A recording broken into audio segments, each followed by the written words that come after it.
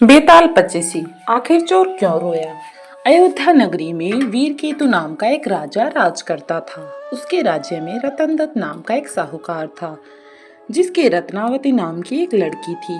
वह सुंदर थी। वह पुरुष के भेष में रहा करती थी और किसी से ब्याह नहीं करना चाहती थी। उसका पिता इस बात से बड़ा दुखी था। इसी बीच नगर में खूब चोरियां होने लगी। प्रजा दुखी हो गई।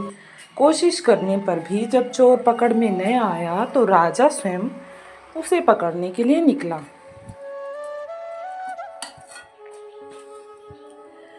एक दिन रात को जब राजा भेष बदलकर घूम रहा था तो उसे परकोटे के पास एक आदमी दिखाई दिया। राजा चुपचाप उसके पीछे चल दिया। चोर ने कहा, तब तो तुम मेरे साथी हो, आओ मेरे घर चलो। दोनों घर पहुंचे। उसे बिठलाकर चोर किसी काम के लिए चला गया। इसी बीच उसकी दासी आई और बोली, तुम यहाँ क्यों आए हो? चोर तुम्हें मार डालेगा, भाग जाओ यहाँ से। राजा ने ऐसा ही किया।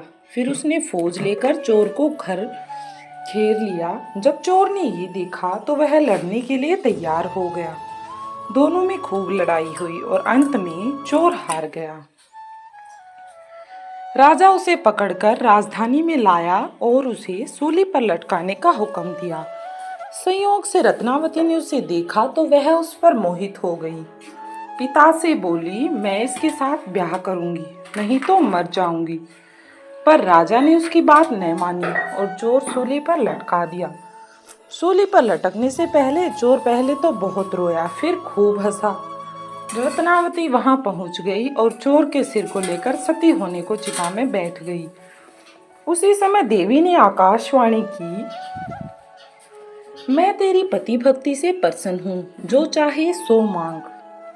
बता क्या मांगती है? रत्नावती ने कहा, मेरे पिता के कोई पुत्र नहीं है, सो वर दीजिए कि उनके 100 पुत्र हों।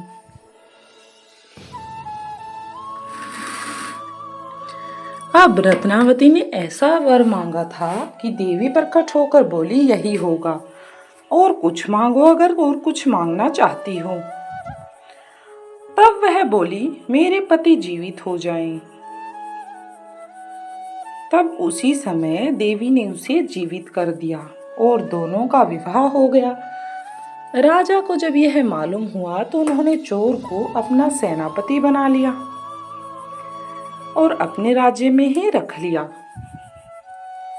उसके पश्चात इतनी कहानी सुनकर बेताल ने पूछा, हे राजन, यह बताओ कि सूली पर लटकने से पहले चोर क्यों तो जोर जोर से हंसा और जोर जोर से क्यों रोया, और फिर क्यों हंसते हंसते मर गया? आखिर क्या कारण था? राजा ने कहा, रोया तो इसलिए कि वह राजा रतनदत्त को कुछ भी भला न कर सका।